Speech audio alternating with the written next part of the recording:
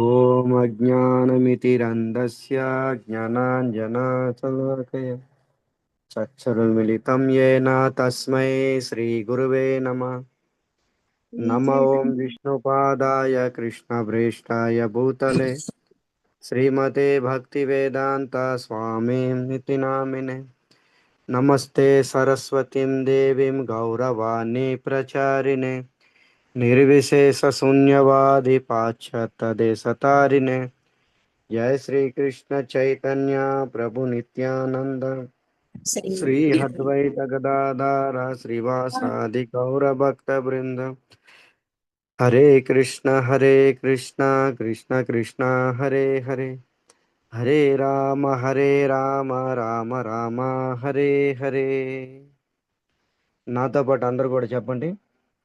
ఓం నమో భగవతే వాసుదేవాయ. ओम नमो भगवते वासुदेवाय। ఓం నమో భగవతే వాసుదేవాయ. ఓం నమో భగవతే भगवते వాసుదేవాయ. वासुदेवाय। ఓం నమో భగవతే వాసుదేవాయ. ఓం ओम नमो भगवते భగవతే वासुदेवाय। వాసుదేవాయ. వైష్ణవులందరికీ నా హృదయపూర్వక ప్రణామాలు. हरे జూమ్ कृष्ण। సత్సంగానికి విచ్చేసిన భక్తులందరికీ స్వాగతం, సుస్వాగతం. హరే కృష్ణ. సో మనం అందరం కూడా విజయవంతమైన పురుషుడు కోసం గత 2 క్లాసులు మనకు జరిగేవి. మధ్యలో అక్షయ తిథి యొక్క స్పెషల్ క్లాసు రావడంతో ఆ 2 రోజులు అక్షయ తిథి కోసం మనం అందరం శ్రవణం చేసాం. మళ్ళా పునః కంటిన్యూ మనం చేద్దాం. విజయవంతమైన పురుషుడు ఎవరు అనేది భరత మహారాజు కోసము మనం చెప్పుకుందాం.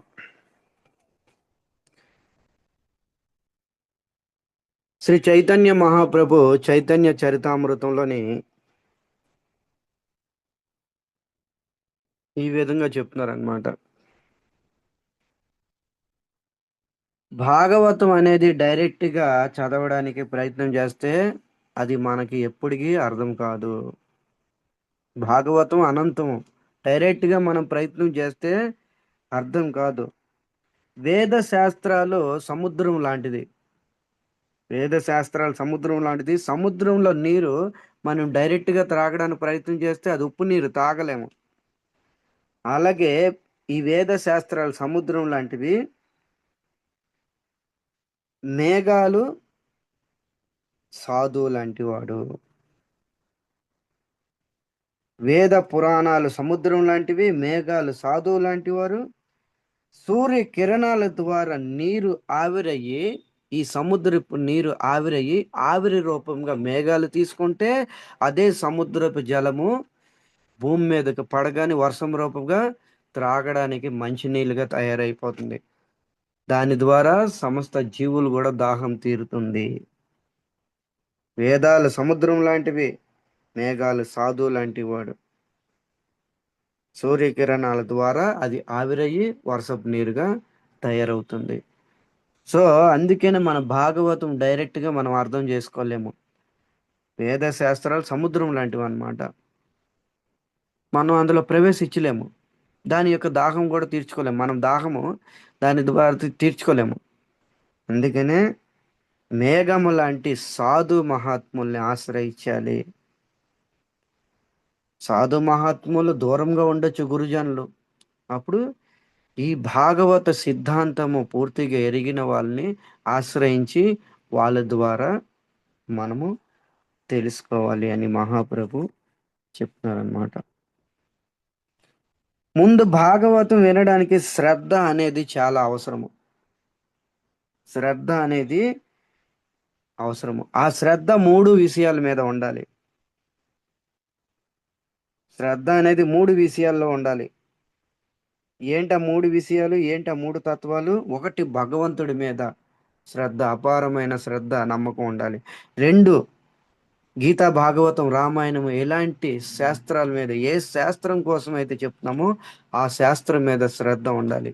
3, ఎవరైతే చెప్తున్నారో గురుజనులు లేదా వరిష్ఠ భక్తులు ఎవరైతే ఈ భాగవతం చెప్తున్నారో వాళ్ళ మీద శ్రద్ధ ఉండాలి.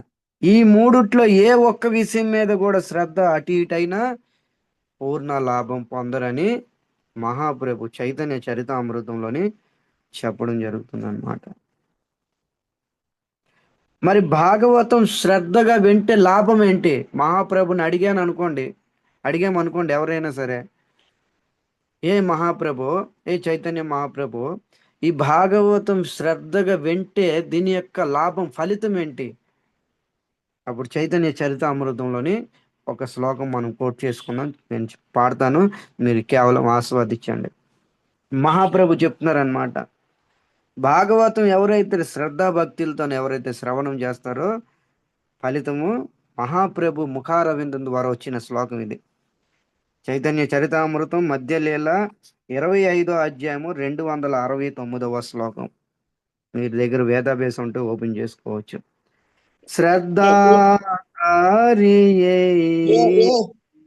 ఏ శ్లోకం ప్రభు? ఎలా? మధ్యలీల 25వ అధ్యాయము 269వ శ్లోకం. మధ్యలీలనా? మధ్యలీల 25వ అధ్యాయం 25వ అధ్యాయం 269వ శ్లోకము. మీరు మ్యూట్ లో పెట్టండి, రికార్డ్ అవుతుంది. ఓకేనా మాతాజీ? Okay pastor, thank you.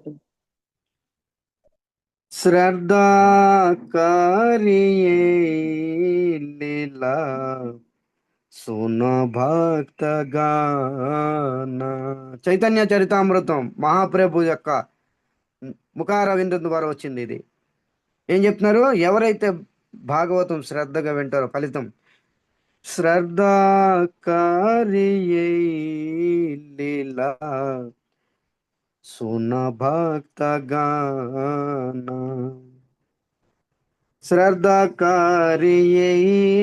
లీలా సున భక్త గాన.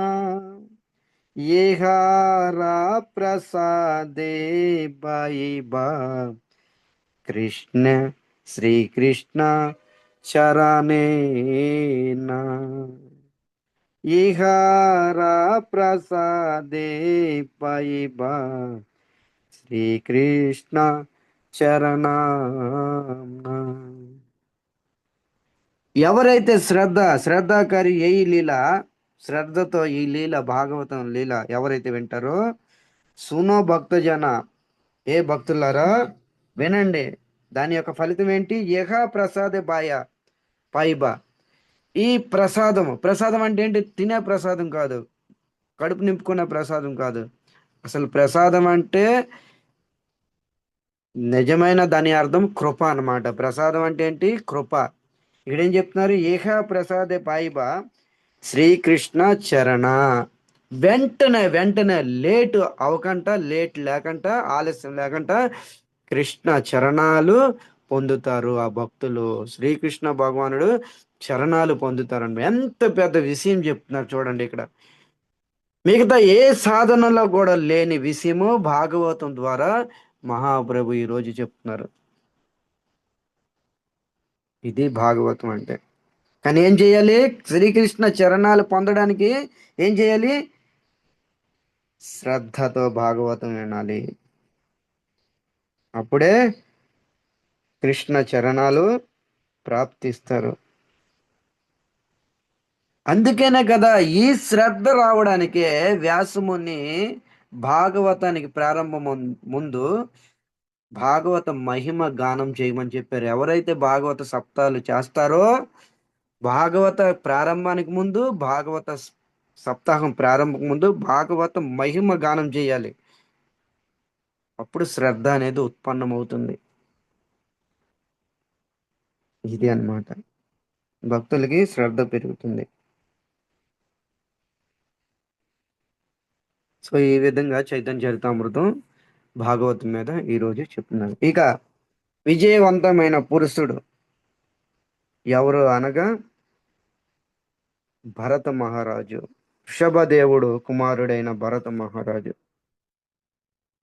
విజయవంతమైన పురుషుడికి లక్షణాలు గతంలో మనం వారంలోని 3 లక్షణాలు తెలుసుకున్నాము. మళ్ళీ మీకు రిపీటెడ్ చేస్తున్నాను, గుర్తుంటే ఉన్నది, లేదంటే వీడియో పంపించండి, మీరు అందరూ చూడొచ్చు యూట్యూబ్ ద్వారా.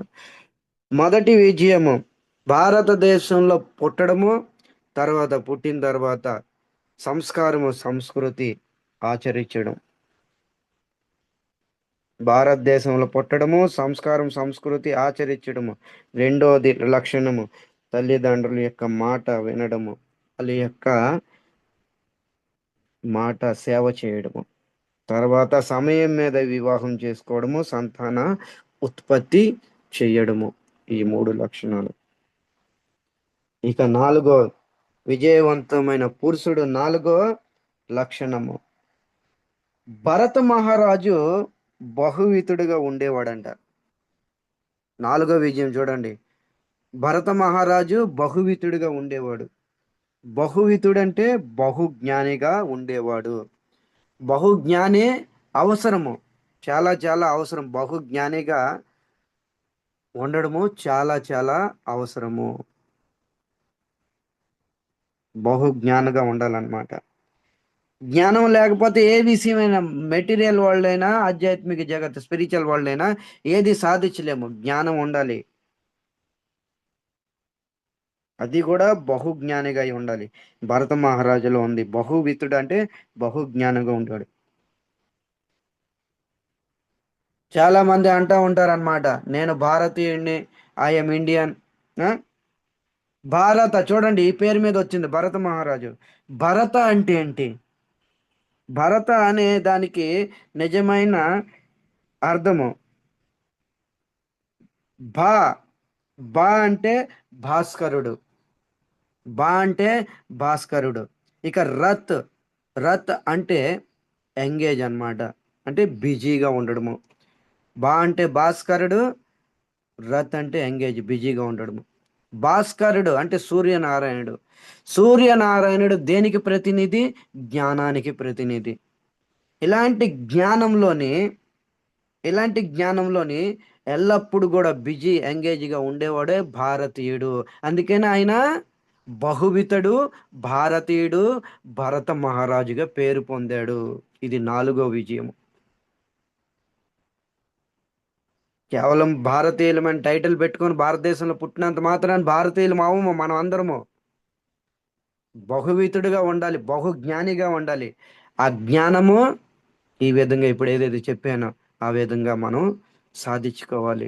వేదాలు పురాణాలు ఘోషిస్తున్నవి, కృష్ణేర సూర్య సమాన్ మాయార అంధకార్. శ్రీకృష్ణుడు సూర్య సమానం లాంటి వాడు, మాయా అంధకారం లాంటిది, జ్ఞానం వెలుగు లాంటిది, చీకటి అంధకారం లాంటిది. సో ఎవరి దగ్గర అయితే జ్ఞాన జ్యోతి ఉంటుందో వాళ్ళ హృదయము అంధకారం నుంచి పటాపంచలైపోతుంది. ఈ జ్ఞాన జ్యోతితోనే ప్రపంచానికి జ్ఞాన జ్యోతి మనం వెలిగించగలము. ఇదే జ్ఞాన జ్యోతి ప్రభుపాదుల వారు తన హృదయంలో తీసుకుని వెళ్ళి ఇంటింట్లో కూడా, ఇంటింటంటే ఏంటి, ప్రతి జీవి హృదయంలో జ్ఞాన జ్యోతి వెలిగించారు. ఇది బహువితుడు అంటే. బహుజ్ఞానిగా ఉండాలి. చదువు లేకపోయినా పర్వాలే, చదువుకి జ్ఞానానికి ఎటువంటి సంబంధం లేదు. చదువుకి జ్ఞానానికి ఎటువంటి సంబంధం లేదు. ఈ జ్ఞానం అనేది సుకృతంతో వస్తుంది, చదువు అనేది పుణ్యంతో వస్తుంది. పుణ్యంకి సుకృతంకి భూమికి ఆకాశానికి ఉన్న తేడా. భరత మహారాజు నాలుగో విజయము బహుజ్ఞానిగా ఉండేవాడు అనమాట. బహుజ్ఞానిగా ఉండాలి. ఇది ఆయనలో నాలుగో విజయం అన్నమాట. వ్యక్తి ఎప్పుడు కూడా చూడండి, ఒక వ్యక్తి ఎప్పుడు కూడా వయసుతో కానీ, ధనంతో కానీ, ఉపాధితో కానీ మహానుడు అవ్వడు.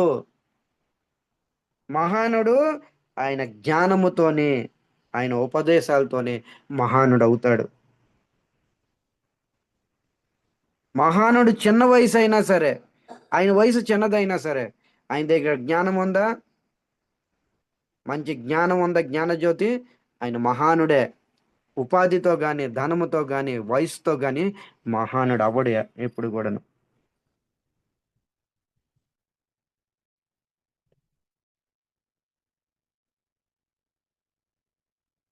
ఇదన్నమాట భరత మహారాజులో ఈ గుణం ఉంది. ఎప్పుడు కూడా జ్ఞానం పొందడానికి మనము ఆరాట పడుతూ ఉండాలన్నమాట. ఎక్కడ జ్ఞానం దొరుకుతుంది, ఎక్కడ జ్ఞానం దొరుకుతుంది? ఈ జ్ఞానం కోసము ఆరాటం ఉండాలి. 3 పూట్ల భోజనం కోసమే ఎలాగైతే మన జీహ్వ ఆరాట పడుతుందో, సమయం మీద రాకపోతే భోజనము మన దగ్గరికి జీహ్వ ఆరాట పడుతుందంట. జిహ్వేర లాలస ఇతి ఉతి హాయ్. చైతన్య చరితామృతంలో ఉంది. మన మహాప్రస భోజనం తినేటప్పుడు కూడా మనం చెప్పుకుంటూ ఉంటాం, జిహ్వేర లాలస ఇతి ఉతి హాయ్. ఈ నాలిక ఎన్నో విధాలుగా ఇండికేట్ చేస్తుంది, సమయం మీద రాలేదు, సమయం మీద రాలే. లాల్సా అంటే ఆరాటం. అలాగే భోజనం మీద ఉన్నంత ఆరాటము జ్ఞానంలో ఉండాలంట, జ్ఞానం సంపాదించుకోవడానికి. ఇది బహువితుడి యొక్క లక్షణము. ఇది విజయవంతమైన పురుషుడి యొక్క లక్షణము. వాళ్ళని విజయవంతమైన అంటారనమాట. ఇక 5వ గుణము భారత మహారాజులోని 5వ లక్షణము, వ్యవహారంలోని కుశలుడుగా ఉండాలి. చూడండి, చాలా పెద్ద విషయాలు ఇవన్నీ. వ్యవహారంలోని కుశలుడుగా ఉండాలి. అందరితో ఒకే వ్యవహారంతో ఉండకూడదు. అందరితో ఒకే వ్యవహారంతో ఉండకూడదు. మనకన్నా చిన్నవాళ్ళు, మనకన్నా పెద్దవాళ్ళు, చిన్నవాళ్ళ తర్వాత చెప్పుకుందాం. మనకన్నా పెద్దవాళ్ళతో ఎలా ఉండాలి? మనకన్నా పెద్దవాళ్ళు ఉన్నారనుకోండి, జ్ఞానంలో కానీ, వయసులో కానీ ఎవరైతే ఉంటారో వాళ్ళకి గురు భావంలో ఉండాలి మనము. జ్ఞానంలో పెద్దవాళ్ళు అవ్వచ్చు, వయసులో పెద్దవాళ్ళు అవ్వచ్చు, వాళ్ళ పట్ల ఎలా ఉండాలి? గురు భావంలో ఉండాలంట. సమ వయసులో ఉన్న వాళ్ళకి స్నేహ భావంలో ఉండాలి. సమ వయసు ఉంటారు కదా, 2-3 సంవత్సరాల డిఫరెన్స్లో సమ వయసు, వాళ్ళ పట్ల ఎలా ఉండాలి? స్నేహ భావనతో ఉండాలి.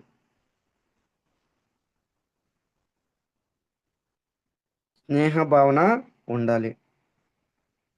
ఇక మనకన్నా చిన్నవాళ్ళు జ్ఞానంలో కానీ, వయసులో కానీ, ఏ విధంగా అయినా వాళ్ళ పట్ల వాత్సల్య భావంతో ఉండాలి.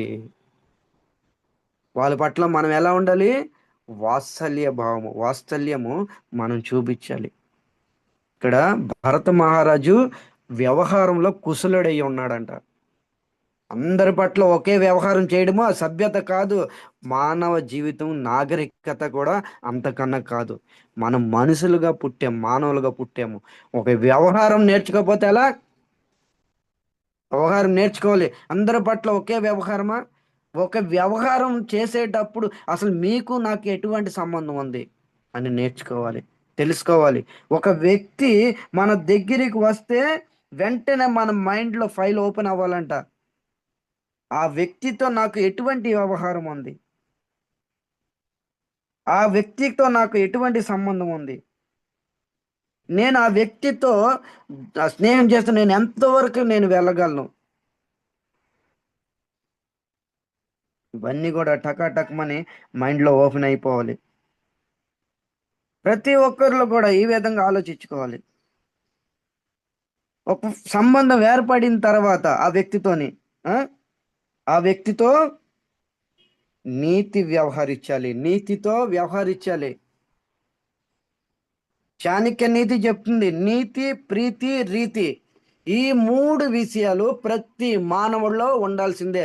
దీన్నే వ్యవహారిక జీవితం అంటారు. అందరితో ఒకేలా వ్యవహరించకూడదు. ఇది చాలా చాలా ఇంపార్టెంట్ విషయం, ముఖ్యంగా మన మానవులకి, అందులోని మన భక్తులకి. కేవలం భక్తుల కాదు, అందరికి కూడా ఇది బాగు అవుతుంది.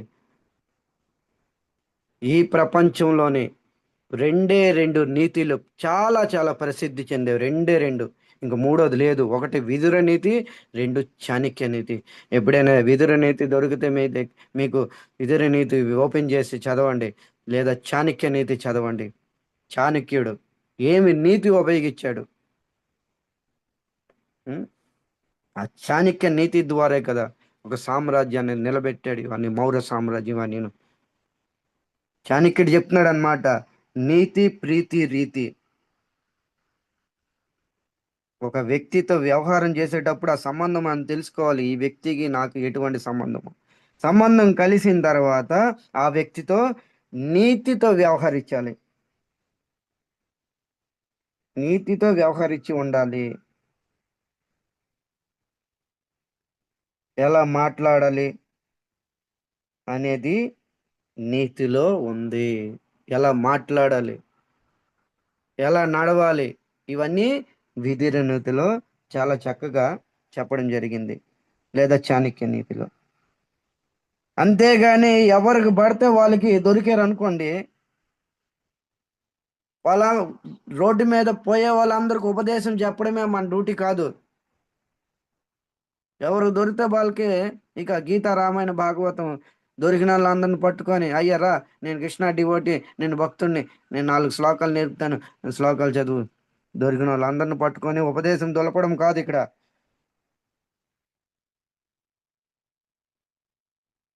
ఇది మంచిది కాదు అని శాస్త్రం చెప్తుంది. వ్యవహారంలో కుశలుడై ఉండాలి.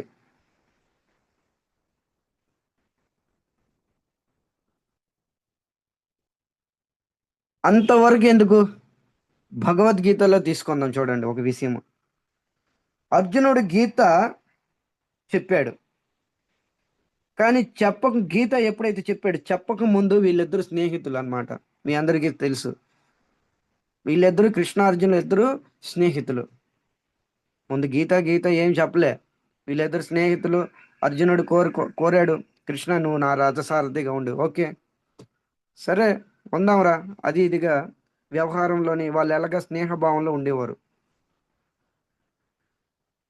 సో ఎప్పుడైతే సైన్యారు ఉభయర్ మధ్య రథం స్థాపితం అచ్యుత, ఎప్పుడైతే రథం ఈ ఇరుపక్ష సైన్యంలో రథం ఎప్పుడైతే స్థాపించాడో అర్జునుడు చెప్పగా, అప్పుడు అర్జునుడు ఏమన్నాడు, వీళ్ళందరిని చూసి మోహితుడైపోయాడు. శరీరం కంపించిపోతుంది, రోమాలు నిక్కబడుతున్నవి, గొంతుగా ఆరిపోతుంది, ధనుర్బాణాలు చేతి నుండి జారిపోతున్నాయి, రకరకాలుగా చెప్తున్నాడు. ఇక నాకు ఏది చెయ్యాలో ఏది చేయకూడదో ధర్మ సంకటంలో ఉన్నాను. కృష్ణ ఈ రోజు నుంచి మన ఇద్దరం స్నేహితులం కాదు, ఈ రోజు నుంచి ఇప్పటి నుంచే నువ్వే నా గురువు, నేను శిష్యుణ్ణి. వెంటనే ఎప్పుడైతే గురు స్థానంలోకి కృష్ణుడు స్నేహితుడి స్థానం నుంచి గురు స్థానంకి వెళ్ళిపోయాడో కృష్ణుడు, వెంటనే లాంగ్వేజ్ మారిపోయింది అక్కడ. చూడండి అక్కడ వెంటనే కృష్ణుడి యొక్క వాణి మారిపోయింది. ఇంతకుముందు ఇద్దరు స్నేహభావంలో మాటలు యొక్క వాణి వేరేలా ఉంటాయి. స్నేహభావంలో ఒరే అనుకోవచ్చు, ఏమే అనుకోవచ్చు, ఏరా అనుకోవచ్చు. ఇది స్నేహ భావన. ఎప్పుడైతే గురు స్థానంలో కృష్ణుడు వెళ్ళిపోయాడు, శిష్య స్థానంలోని అర్జునుడికి వెళ్ళాడో అక్కడ టూన్ కూడా మారిపోయిందండి. భగవద్గీతలో నిదర్శనం అది. ఏం చెప్తున్నారు కృష్ణుడు? మొదటి శ్లోకం గీత ప్రారంభం అవుతుంది అక్కడ. అశోచ నవ్య శోచత నాను శోచంతి పండిత ప్రజ్ఞావాదసి భాషసే గతాసు నగతోస. ఈ విధంగా కృష్ణుడు చెప్తున్నాడు అనమాట. ఏమని? నువ్వు పెద్ద పండితుడు అనుకుంటున్నావు. నువ్వు పండితుడు కాదు, ఏమి కాదు. నీకన్నా మూర్ఖుడు ఎవరు లేరు. నీకన్నా మూర్ఖుడు ఎవరు లేరు. టోన్ మారిపోయింది. ఎందుకు? అక్కడ వ్యవహారం మారిపోయింది అనమాట. ఇది మనం నేర్చుకోవాలి. వ్యవహారంలో ఉండకపోతే మన జీవితమే దెబ్బతింటది. ఎవరికి పడితే వాళ్ళకి పట్టుకొని ఉపదేశం చెప్పడం కాదు.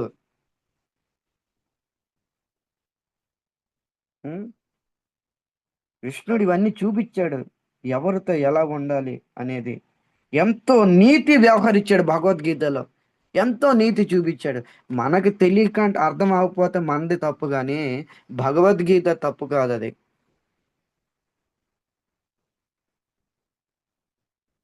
సో ఈ విధంగా భరత మహారాజు వ్యవహారంలో కుశలుడై ఉన్నాడు అనమాట.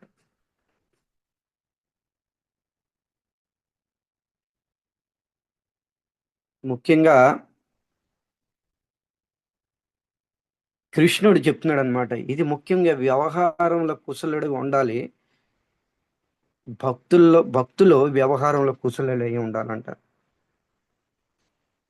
నేను ఒక వ్యక్తికి ఉపదేశం చెప్పానంటే ఆ వ్యక్తికి సంబంధం ముందు తెలుసుకోవాలి. ఆ వ్యక్తితో సంబంధం ఏంటి, మా ఇద్దరికి సంబంధం ఏంటి అనేది తెలుసుకోవాలి. అంతేగాని ఎవరికి పడితే వాళ్ళకి ఉపదేశం చేయకూడదు. అడగాలి. అడిగిన తర్వాత, ఎలాగైతే అర్జునుడు అడిగాడో, అడిగిన తర్వాత ఉపదేశం చేయడము, ఈ వ్యవహారం మారుతుంది అక్కడ. జగత్తులో ఉన్న వారితో నీతిగా వ్యవహరించాలి. మనం జగత్తులో ఉన్నాము. జగత్తులో ఉన్నవారు ఎవరైతే ఉంటారో జనాలు, వాళ్ళతో ఎలా ఉండాలి? నీతిగా ఉండాలి. విదురు నీతి చెప్తుంది, విదురుల వారు చెప్తున్నారు. ఈ విదురుల నీతి కన్నా ఇంకా టాప్ నీతి లేదు. విదురు నీతి కన్నా ఇంకా దానికన్నా ఉన్నతమైన నీతి లేదు. దాని తర్వాత చాణక్య నీతి. ఏం చెప్తున్నారు ఆయన? జగత్తులో ఉన్న వారితో నీతిగా వ్యవహరించాలి. మన కుటుంబ సభ్యంలో ఉన్న వారితో రీతిగా ఉండాలి. తర్వాత గురువు భగవంతుడి పట్ల ప్రీతిగా ఉండాలి. ఇది వ్యవహారంలో కుశలత. రీతి, నీతి, ప్రీతి. జగత్తులో ఉన్న వారితో నీతిగా ఉండాలి. కుటుంబంలో ఉన్న వారితోని నీతిగా ఉండాలి. గురుజనులు భగవంతుడితోని ప్రీతితో ఉండాలి. ఇది అన్నమాట. నేను ఇక్కడ పెద్ద పెద్ద ఉపన్యాసాలు చెప్తాను మీ ముందు, భాగవత సప్తాలు చేస్తాను. అదే భాగవత సప్తాలు ఉపన్యాసాలు ఇంట్లో దులుపుతే కుదరదు అక్కడ. ఇది వ్యవహారం కుశలత. నా పిల్లలు చెప్తే కుదరదు అక్కడ. ఇది వ్యవహారంలో కుశలత ఉండడం అంటే ఇదే. ఇవన్నీ భరత మహారాజు ఆచరించాడు అనమాట. ఇవన్నీ ప్రపంచమంతా శ్రీవాస్ ప్రభు మాట ఏంటుంది. శ్రీవాస్ ప్రభు పెద్ద వక్త, పెద్ద భాగవత కథాకారుడు. ఇంటిలో నాకు విలువ లేదు. అరే, నీకు ఇంటిలోని ఏం సంబంధము ఉంది? నీ వ్యవహారిక సంబంధం ఏంటి నీకు ఇంట్లోని? అది తెలుసుకో. ఈ సంబంధం, వ్యవహారిక సంబంధం లేని తెలియకంట నువ్వు జీవితం గడిపేస్తున్నావా? వినరు. ఎందుకంటారు వాళ్ళు? అక్కడ నీతి కాదు, రీతి లాగు అవుతుంది. అక్కడ రీతిగా ఉండాలి. కుటుంబ సభ్యుల దగ్గర, మన కుటుంబం పరివారం ఏదైతే, మన ఫ్యామిలీ ఏదైతే ఉంటుందో, తల్లిదండ్రులు, అత్తగారు, మామగారు, అన్నదమ్ములు, ఏదైతే కుటుంబము, భార్య, పిల్లలు, వీళ్ళందరూ, అక్కడ నీతి లాగు అవదు, రీతి లాగు అవుతుంది అన్నమాట. నీ మాట వినరు, నీ మాట బయట వింటారు అంతే. నా మాట అందరూ వింటారు, పిల్లలందరూ. కానీ నా పిల్లవాడు వచ్చి నా భుజం మీద కూర్చుంటాడు. అదంతే అక్కడ. తర్వాత గురుజనుల మీద, భగవంతుడి మీద ప్రీతి ఉండాలి. అంటే ప్రేమ వ్యవహారకము ఉండాలి. ఇది రీతి, నీతి, ప్రీతి. ఈ వ్యవహారము కుశలత పూర్తిగా ఎరిగి ఉన్నాడు భరత మహారాజు. ఈ వ్యవహారం అంతా కుశలత పూర్తిగా ఎరిగి ఉన్నాడంట భరత మహారాజు. ఎవరైతే నీతి, రీతి, ప్రీతి, కుశల వ్యవహారంగా ఉంటారో వాళ్ళే విజయవంతమైన పురుషుడు. వాళ్ళే విజయవంత పురుషుడు. 5వ లక్షణం, విజయవంతమైన పురుషుడు లక్షణం, 5వ లక్షణం. వైరాగ్యం అనేది లోపల ఉండాలి, బయట చూపించకూడదు. వైరాగ్య విద్య నిజ భక్తి యోగ. వైరాగ్యం లోపలే ఉండాలి, బయట చూపించకూడదు. రామచరిత్ర మానసులో చాలా పెద్ద శివుడు చూపిస్తాడు అనమాట. వైరాగ్యం లోపల ఉండాలి, బయట షో చేసుకోవడానికి కాదు ఇది. ప్రపంచం పట్ల వైరాగ్యంగా ఉండు, పర్వాలే. భక్తుల పట్ల వైరాగ్యం ఉండు, పర్వాలే. ఇంట్లో మాత్రము నీ వైరాగ్యం చూపించి మాకు ఎప్పుడు కూడా. నీ కుశలత అనేది దెబ్బతింటుంది, నీ వ్యవహారిక అనే కుశలత నీ జీవితం దెబ్బతింటుంది. చాలా మంది ఉన్నారు ఇలాంటి వాళ్ళు, పెద్ద పెద్ద డివోటీ ఈ కుశల వ్యవహారం తెలుసుకోలేక దెబ్బతింటున్నారు, ఎదురు దెబ్బతింటున్నారు అన్నమాట. కుటుంబంలోని, సమాజంలోని, అన్ని విధాలుగా. అందుకని ఇది ఒక వైష్ణవ ఎడ్యుకేషన్. ప్రీతి, రీతి, నీతి అనేది ఒక వైష్ణవ ఎడ్యుకేషన్. ఎవరితో ఎలా ఉండాలి, వైష్ణవ ఎడ్యుకేషన్ అనమాట. నీ వైరాగ్యం ఇంటిలో కాదు, సమాజం ముందు పెట్టు, భక్తుల ముందు పెట్టు. సమాజం ముందుకి భక్తుల ముందుకి వెళ్ళినప్పుడు నువ్వు ధోతి కొడితే వేసుకో, ఏమైనా చేసుకో. కానీ ఇంట్లో కూడా అలా కుదరదు కదా. ఇంట్లోనే ఒక వ్యవహారం ఉంటుంది ఇంట్లోని. అంటే మంచి ప్యాంటు షర్టు వేసుకో, మంచి జీన్స్ టీ షర్టు అని వేసుకో. వ్యవహారంలో కుశలత ఉండాలి. ఇక నాకు వైరాగ్యం వచ్చింది, నేను ధోతితోనే ఉంటాను, నేను సిగ పెట్టుకొని ఉంటాను, ఇది చెప్పుకోవడానికే. సునక వైరాగ్యం అంటారు శ్రీల భక్తి సిద్ధాంత సరస్వతి ఠాకూర్ల వారు. తెలిసిందా? వ్యవహారం కుశలత తెలియని వాళ్ళే ఎలా వ్యవహరిస్తూ ఉంటారు. వాళ్ళ జీవితం దెబ్బతింటూ ఉంటుంది. అనుకుంటారు నేను జీవితంలో హ్యాపీగా ఉన్నాను, కానీ ఏమీ హ్యాపీగా ఉండదు. లోపల లోపల మండుతూనే ఉంటుంది. నీతి ఎప్పుడో తప్పు కాదు, భగవద్గీత తప్పు కాదు. భగవద్గీతలో కుశల వ్యవహారం కృష్ణుడు ఆచరించి చూపించాడు. తెలిసిందా? ఒక తండ్రి సమయం వచ్చినప్పుడు ఏడవాలంట, సమయం వచ్చినప్పుడు నవ్వాలి. ఇది వ్యవహార కుశలత. అక్కడ భగవద్గీత శ్లోకం దులపడం కాదు. అరే రే, భక్తుడు అయ్యుండి నువ్వు ఏడుస్తున్నావా? ఈ శరీర భావంలో ఉన్నావా? నువ్వు దేహ బుద్ధిలో ఇన్ని సంవత్సరాలు, 20-30 సంవత్సరాలు భక్తి చేస్తున్నావు, ఇదేనా నువ్వు నేర్చుకుంది? ఆ భక్తుడికి ఎటువంటి తెలీదు, అలా అన్నోడికి ఏమి తెలీదు. ఒకసారి రామాయణంలోకి వెళ్ళండి.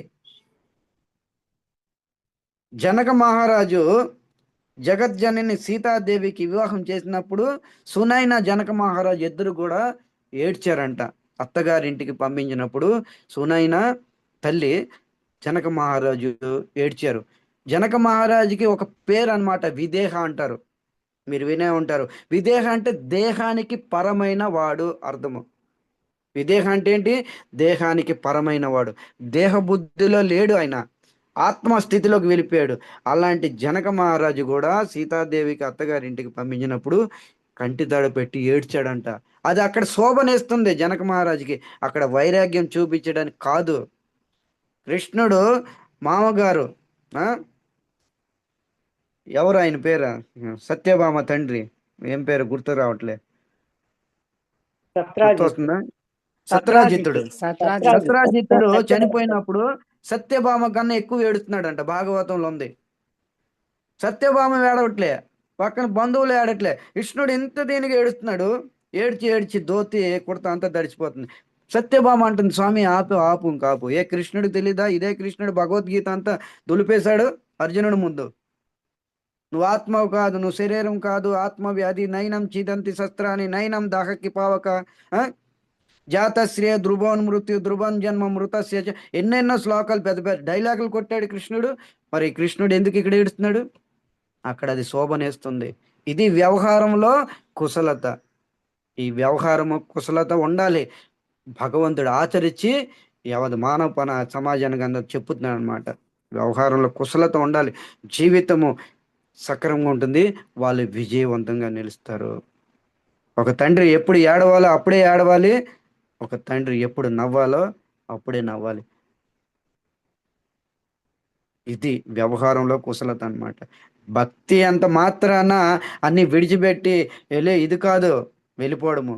మౌనంగా ఉండడము, మాట్లాడకపోవడము, ఆ, 24 గంటలు దోతి కొడతా శిఖ, ఇదే వ్యవహారం తెలియని వాళ్ళకే ఇది. ఎవరితో ఎలా ఉండాలో, ఎలా ప్రవర్తించాలో, ఎలా మాట్లాడాలో, ఎవరికి ఏ విధంగా ఉపన్యాసం చెప్పాలో, వాళ్ళకి నాకు సంబంధం ఏంటో చెప్పే ముందు ఇవన్నీ చెక్ చేసుకోవాలి. దీన్నే వ్యవహారత కుశలతము అంటారు. ఈ కుశలము అన్నీ కూడా భరత మహారాజులు ఉన్నవి. అందుకనే ఐదో విజయం అన్నమాట. విజయవంతమైన పురుషుడు ఐదో లక్షణము వ్యవహారంలో కుశలత. ఇక ఆరో లక్షణము, విజయవంతమైన పురుషుడు ఆరో లక్షణం ఏంటి? నీ ధర్మంలో నువ్వు ఎప్పుడు కూడా స్థితుడివై ఉండు. నీ ధర్మంలోని నువ్వు స్థితుడివై ఉండు. భగవద్గీతలో మళ్ళా ఇది చెప్తున్నారు. స్వధర్మో నిధన శ్రేయ పరధర్మ భయావహ. ఏ అర్జున, నీ ధర్మంలోని నీ స్వభావంలో నువ్వు స్థితుడుగా ఉండు. పరధర్మం జోలికి వెళ్ళ మాకు. ఇదే చెప్తున్నాడు. ఏ అర్జున, నీ ధర్మంలో నీ స్వభావంలో నీ స్థితుడిగా ఉండు. నీవు ఓడిపోయినా పర్వాలే, ఎటువంటి ఇబ్బంది లేదు, ఎటువంటి నష్టము లేదు. ఓడిపోయినా పర్వాలే, నువ్వు నష్టం కానీ హాని కానీ లేదు. అదే నీ ధర్మాన్ని విడిచి నువ్వు పరధర్మాన్ని స్వీకరిస్తే అది నువ్వు గెలిచినా అది హానియే, అది భయంకరమే. అది హాని కలుగుతుంది, భయంకరం కలుగుతుంది. ఇది అన్నమాట.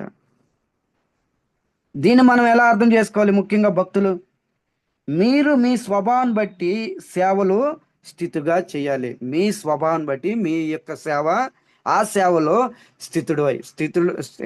స్థితుడుగా అయిపోవాలి. మాతాజీలు కానీ ప్రభువులు కానీ మీ సేవలోని, మాతాజీలు అంతా పూల సేవ చేస్తున్నారు కదా, నేను పూల సేవ చేస్తున్నాను. ఆ, ఇది ఎవరి ద్వారా ఎలా వెళ్తుందో, చిట్ట చివరికి రాధారాణి మెడలోకి వెళ్తుందో, శ్యామ్ సుందరుడు ధరిస్తాడో లేదో, అవన్నీ ఆలోచించు, అవసరంలే. నీకు అక్కడ సేవ దొరికిందా, మాల తయారు చెయ్యు, అంతే, వెళ్ళిపో. అయిపోయిందా, వెళ్ళిపో. ఇది ఎలా వెళ్తుంది, ఎవరి ద్వారా వెళ్తుంది, అసలు వెళ్తుందా లేదా, నేను చేసిన మాల భగవంతుడు మెడలోకి వెళ్తుందా లేదా, ఇది నువ్వు ఆలోచించే అవసరంలే. మనం అక్కడ సేవ చేసేటప్పుడు ఎలా చేయాలి? కింకరి భావంతో చేయాలి. రాధాకృష్ణులకి మాల తయారు చేయాలి. మాల తయారు చేయాలంటే లలిత విశాఖ చూసుకుంటారు మేనేజ్మెంట్. లలిత విశాఖ అష్టసకులకు అప్పచెప్తారు. అష్టసకులు గోపికలకు, అష్టసకులు ద్వారకా రాణులకు అప్పచెప్పగా, ద్వారకా రాణులు అష్టసకులు గోపికలకు అప్పచెప్పగా, గోపికలు ద్వారకా రాణులకు అప్పచెప్పగా, ద్వారకా రాణులు కింకరులు. కింకరులు ఇదే విషయం గోపి గీతలో ఉందన్నమాట. మనము మన యొక్క పొజిషన్, మనం యొక్క స్టాండర్డ్ భగవంతుడి లోకంలోని ఏంటిది? మన కింకర్ భావన. మనం పోయిన తర్వాత భగవద్ధామం వెళ్తాము. అక్కడ మన ఏ ఏ లెవెల్, ఏ స్టాండర్డ్లో ఉంటాము. అప్పుడు శాస్త్రం చెప్తుంది మన స్థానము కింకర స్థానము. సో మనం సేవ చేయడమే. నీ సేవ అప్పచెప్పారా, ఆ సేవ ఫినిష్ అయిపోయిన తర్వాత వెళ్ళిపోవడమే. వాళ్ళ మీద వీళ్ళ మీద కామెంట్ చేయడము, చెప్పుకోవడము, ఎగతాళి చేయడము, అన్య విషయాలు చెప్పుకోవడము నీ ధర్మానికి నువ్వు ఉల్లంఘిస్తున్నావు. స్వధర్మో నిధనం శ్రేయ పరధర్మ భయావహ. నీకు ధర్మము నువ్వు చెయ్యు, నీ సేవ చేసి వెళ్ళిపో. నీకు దాని మీద రుచి ఉంది, ఓకే, నువ్వు చెయ్యు. నాకు ప్రచారం మీద రుచి ఉంది, నా ధర్మాన్ని నేను వదులుకోను. నీ ప్రచార భావన వదిలి ఇంక వేరే ధర్మంకి వెళ్తే అది భయావహే అవుతుంది. నేను ప్రచారంలో విఫలుడిని అవ్వకపోయినా, నేను ఫెయిల్ అయిపోయినా హాని ఉండదు ఎవరికి. ఇది నేను ప్రచారంలో ఫెయిల్ అయినా హాని ఉండదు, నష్టం ఉండదు. అదే నేను ఈ ధర్మాన్ని విడిచి నాకు ఇష్టం లేని ధర్మం స్వీకరిస్తే అది గెలిసినా సరే సరే ఇది హాని అవుతుంది. ఇక్కడ భగవద్గీతలు స్పష్టంగా చెప్తున్నారు. స్వధర్మ నిధనం శ్రేయ పరధర్మ భయావహ. భయంకరమే అయిపోతుంది. నీ ధర్మము నీ స్వభావమును ఇప్పుడు కూడా జయించు. నీ ధర్మం మీద నీ స్వభావం మీద హఠుడై ఉండు. ఇదే విషయం ఉద్ధవ గీతలో ఉద్ధవుడికి శ్రీకృష్ణ భగవానుడు 11వ స్కందంలో చెప్తున్నారు. ఉద్ధవ గీత అంతకుముందు ఎన్నోసార్లు చెప్పాను మీకు. నీ నీ ధర్మం మీద నీ స్వభావం మీద స్థితుడివై ఉండు. విజయవంతమైన పురుషుడు యొక్క లక్షణం. ఎవరిని నింద చేయకూడదు. మహాప్రభు ఏం చెప్తున్నారు? నువ్వు 16 మాలలు తక్కువ చేయి, పర్వాలే, నాకు ఎటువంటి ఇబ్బంది లేదు, కానీ అపరాధం చేయి మాకు. 16 माला कम करो चलेगा, किंतु अपराध मत करो. అపరాధం చేయమాకండి. ఎవరికి కూడా ఎవరి స్వభావం బట్టి వాళ్ళు పెంచుకొని అది ఈ భక్తి కార్యక్రమాన్ని ముందుకు వెళ్తుంది. ఇది నా స్వభావం ప్రచారం చేయడం, అంతేగాని నా స్వభావానికి విరుద్ధంగా ఎవరు కూడా ఇది చేయకూడదు. అలాగని నా స్వభావం నేను మార్చుకోకూడదు. నా స్వభావంలో నేను ఓడిపోయినా ఎవరికి నష్టం లేదు. అదే నా స్వభావాన్ని విడిచి పరస్వభావాన్ని నేను ఆచరిస్తే అది భయావహ అయిపోతుంది. మన భక్తి తక్కువైనా పర్లేదు, నిందా భావన అస్సలు ఉండకూడదు. ఎవరి పట్ల నింద ఉండకూడదు. ముఖ్యంగా భక్తులు ఇవి నేర్చుకోవాలి. ఇది వైష్ణవ ఎడ్యుకేషన్. ఇది ఇవన్నీను. ఈ గుణాలన్నీ కూడా భరత మహారాజులో ఉన్నవి. ఈ గుణాలన్నీ కూడా భరత మహారాజులో ఉన్నవి. మరి ఇన్ని గుణాలు ఎలా వచ్చావి భరత మహారాజులోని?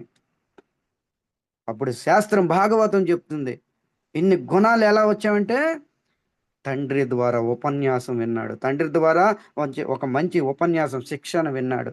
ఇది సో మనకి కూడా ఇలాంటి గుణాలు రావాలి.